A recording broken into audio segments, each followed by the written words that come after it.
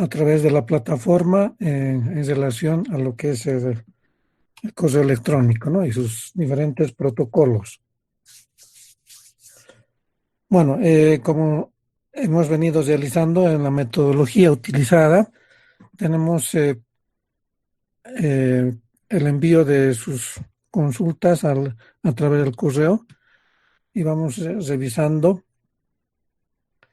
Dice una de las preguntas, ¿cuál es la diferencia entre el protocolo POP3 y el protocolo IMAP? Estos protocolos están relacionados con lo que es la recepción de los mensajes, ¿no? Y si vamos a almacenar en una máquina, en un host del usuario, entonces se va a utilizar POP3, ¿no? Sin embargo, si queremos que se sincronicen en diferentes equipos, se utilizará el IMAP, ¿no? Y vamos a ver de todas maneras algunas de las diferencias. En el caso del POP3 o el protocolo POP, entonces se borran los mensajes del servidor y el IMAP lo que hace es tener copias de los mensajes que van llegando al servidor. Entonces, por lo general, si el usuario accede a su correo utilizando un equipo, digamos, por decir, el de su celular y solamente ese es el que únicamente el equipo que utiliza, se va a tener que configurar el protocolo POP, ¿no? De lo contrario, tenemos el protocolo IMAP. De todas maneras, como vamos a ver un ejemplo de una configuración, ambos protocolos se complementan, ¿no? Es decir, se pueden configurar actualmente a través de los programas que utilizamos como Gmail. Se puede configurar a ambos protocolos simultáneamente, de lo que es el protocolo POP y el IMAP. Y observamos que ambos protocolos están habilitados, tanto el POP como el IMAP, que es lo que justamente nos interesa, ¿no? Que tener no solamente una máquina, sino en otras máquinas de donde se pueda enviar o recibir los correos. Otra pregunta, ¿por qué es mejor usar IMAP a POP3? Bueno, el hecho de preferir una configuración o utilizar uno de los protocolos va a ser de acuerdo a las necesidades, ¿no?, del usuario. No es que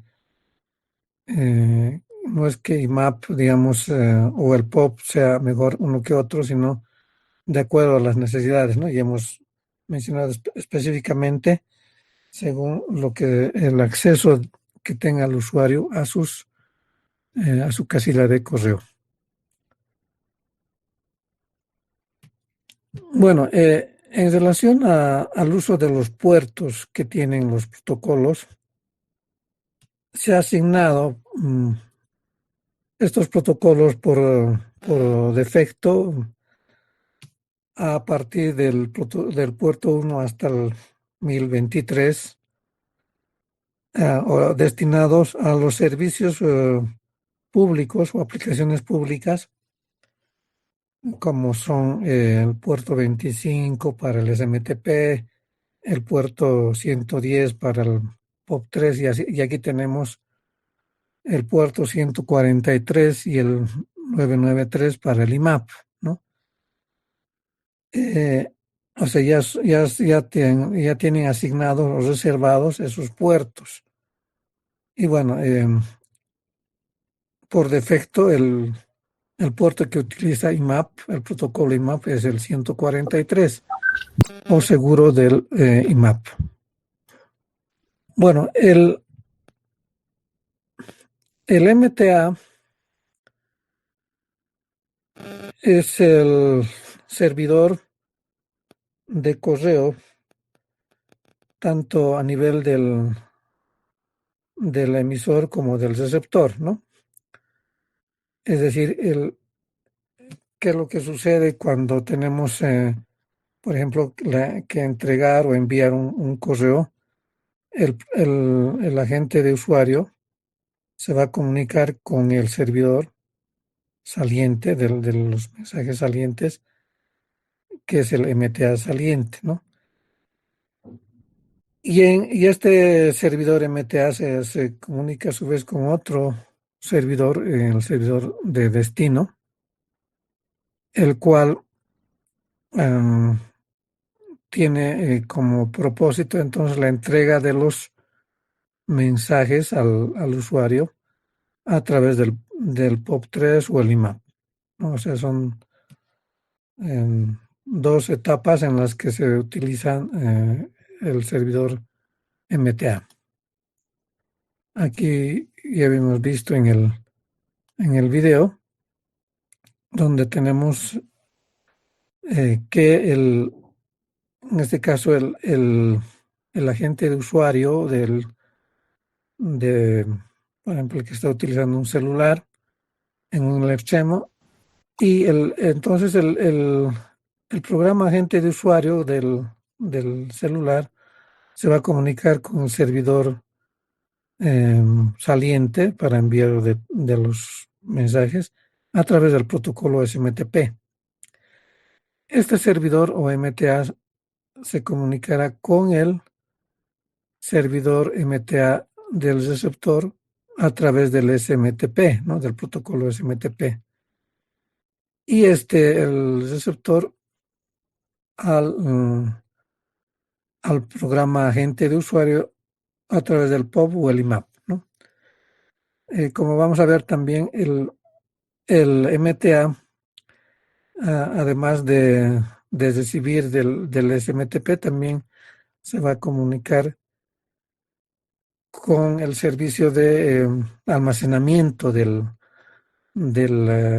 servidor, de manera que cuando acceda el usuario a su casilla o a su buzón de correos, entonces en ese momento es donde se va a liberar los mensajes que tendrían almacenados en ese lugar de los mensajes, ¿no? Que tiene el MTA. Bueno, en cuanto al uso del SMTA o el SMTP, que es el Simple Mail Transfer Protocol, es un estándar que se lo utiliza en los diferentes programas clientes de correo, ¿no? Todos los programas a nivel de, por ejemplo, Gmail, Hotmail, Yahoo, etcétera, utilizan este protocolo, ¿no? Justamente porque es simple y es eficiente, y lo que se ha ido, digamos, mejorando o de alguna manera revisando es que el envío de los mensajes se lo haga de manera segura, ¿no? Como es a través del puerto que hemos mencionado, ¿no? Aquí están justamente los puertos de los protocolos SMTP, POP3 y el IMAP. Por defecto tenemos estos los protocolos, los puertos de los protocolos, y cuando se adquiere o el programa cliente del usuario tiene la posibilidad o las características de utilizar el protocolo seguro, entonces se va a utilizar estos otros puertos, ¿no?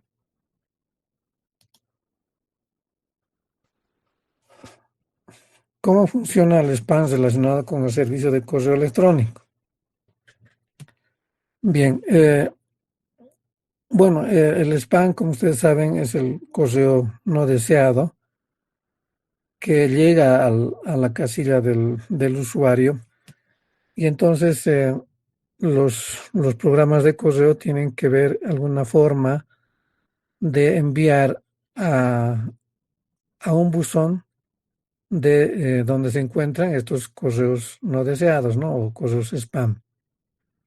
Entonces lo que se hace es utilizar algún algoritmo que vaya a justamente seleccionar o redireccionar esos mensajes a las casillas correspondientes, en este caso a la casilla de correo spam. Y bueno, un algoritmo es el algoritmo bayesiano, que lo que hace es verificar o revisar el contenido de los mensajes en relación a los mensajes que utiliza el usuario, ¿no? Supongamos que tenemos un mensaje que llega con la palabra oferta o venta, ¿no? Y que el usuario generalmente no utiliza o no le llegan mensajes que tengan esta palabra, ¿no? En el contenido. Entonces, de esa manera, este mensaje que ha llegado cuyo contenido tiene la palabra venta u oferta, entonces será enviado como correo spam.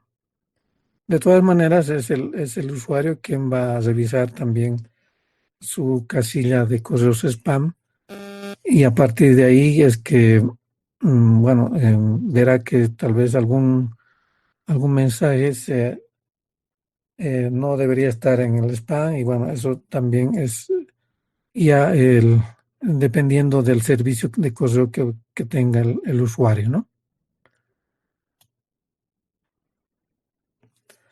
Bueno, hablando de las diferencias de los protocolos POP3 y el protocolo SMTP, hemos visto que tienen distintas funciones, ¿no? O sea, de hecho, el POP3 requiere del usuario la autentificación, ¿no? Para poder leer, por ejemplo, un mensaje, ¿no? Cuando entre el usuario a su programa de correo, va a tener que autentificarse con un nombre de usuario, contraseña. En cambio, el SMTP ya simplemente es lo que es el envío de los mensajes, ¿no? O sea, son dos funciones distintas, ¿no? Que va a realizar cada uno de estos. Ah, en cuanto a los protocolos y lo que hacen en relación a las funciones y qué es lo que finalmente hace el protocolo como, eh, digamos, el uso de ciertos comandos y las respuestas que se obtienen, ¿no? Esto ya, ya esto es parte de lo que vamos a realizar más adelante con lo que es la programación de redes y ver lo que son los sockets, ¿no? Es decir, el SMTP y al igual que el POP3, ¿no? O el IMAP, tienen, por ejemplo, el envío de comandos, ¿no? Digamos, a nivel de un cliente hacia el servidor y del servidor tenemos una respuesta. Les decía que estos protocolos, tanto el SMTP como el POP o el IMAP, se comunican a través de comandos y respuestas, ¿no? Aquí tenemos los comandos típicos del POP3, lo que les decía, ¿no? La identificación, la contraseña. Y antes de ver esto, cada uno de estos protocolos también se comunicarán con el servidor correspondiente a través de los puertos que hemos mencionado, ¿no? Y cuando se comunican, entonces es a través de estos comandos que se lo va a realizar. Las amenazas y riesgos que presentan los protocolos POP e IMAP. Bueno,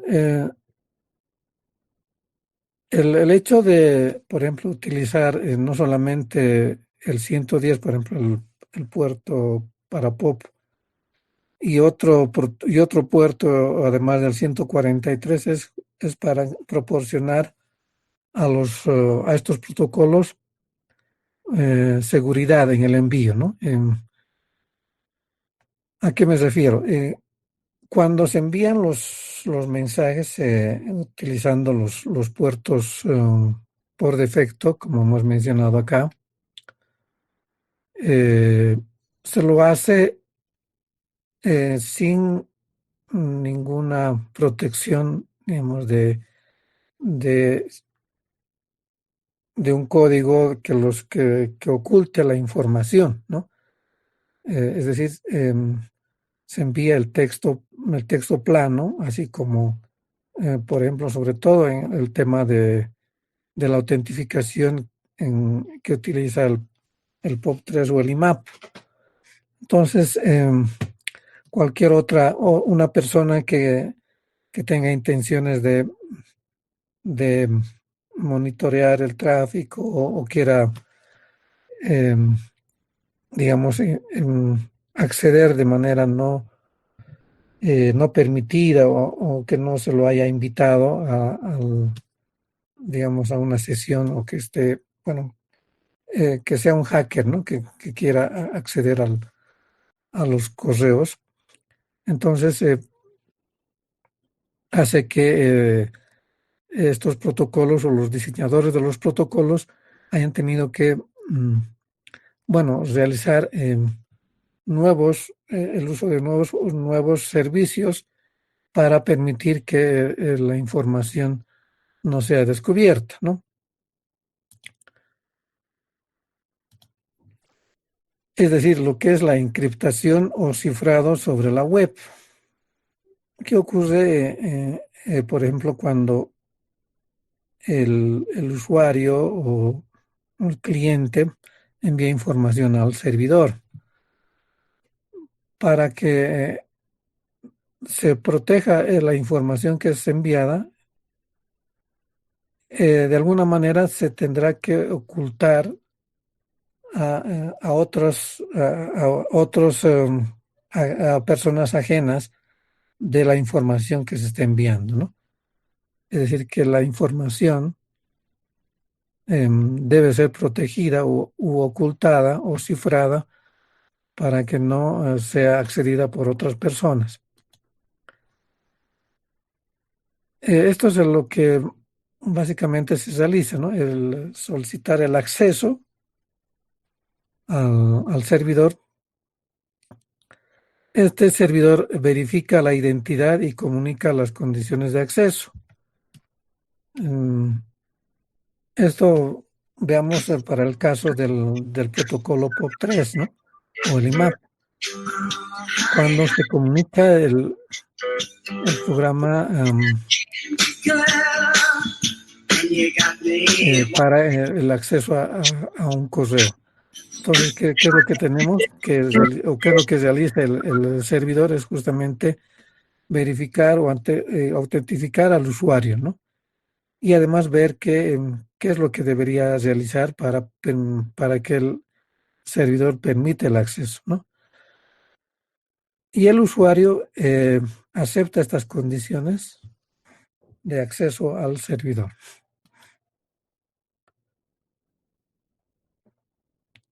Luego, también tenemos en la solicitud de acceso el nombre y la contraseña del usuario. Se ponen de acuerdo cómo van, qué es lo que se va a enviar, qué tipo de información, con qué formato. Eh, Esto estamos hablando de la información que se envía en la web, ¿no? O sea, no solamente cuando hablamos de correo, sino cualquier otra información, cualquier otro servicio que se envía por la web. Entonces se deberá tomar en cuenta eh, el acuerdo en relación al formato del tipo imágenes, de texto, de formato para encriptar, para encapsular o reducir el tamaño de los archivos, eh, etcétera, ¿no? Es decir, todo el flujo de información que se envía de un extremo hacia el otro. Además que este servidor va a obtener acceso a su propia información, ¿no? O sea, si, si está registrado el usuario en el servidor, entonces este servidor va a consultar con su base de datos y verificar si efectivamente está registrado, ¿no? Eso es lo que va a convertir todo esto, todo este procedimiento, de manera que al final la solicitud sea aceptada y, y bueno, una vez que se ha aceptado la solicitud, ya el procedimiento o las acciones o los procesos que se vayan a realizar va a depender ya del propósito, ¿no? De la comunicación, que es lo que quería hacer el usuario, ¿no? Pero esto es al inicio de la comunicación, de los acuerdos de comunicación a nivel del equipo cliente y el servidor. Aquí tenemos algunos estándares, bueno, sobre todo dos, que son el Secure Socket Layer y el Transport Layer Security, ¿no? El primero en desarrollarse ha sido SSL y luego continúa el TLS, el Transport Layer Security, em, sobre la capa de transporte, ¿no?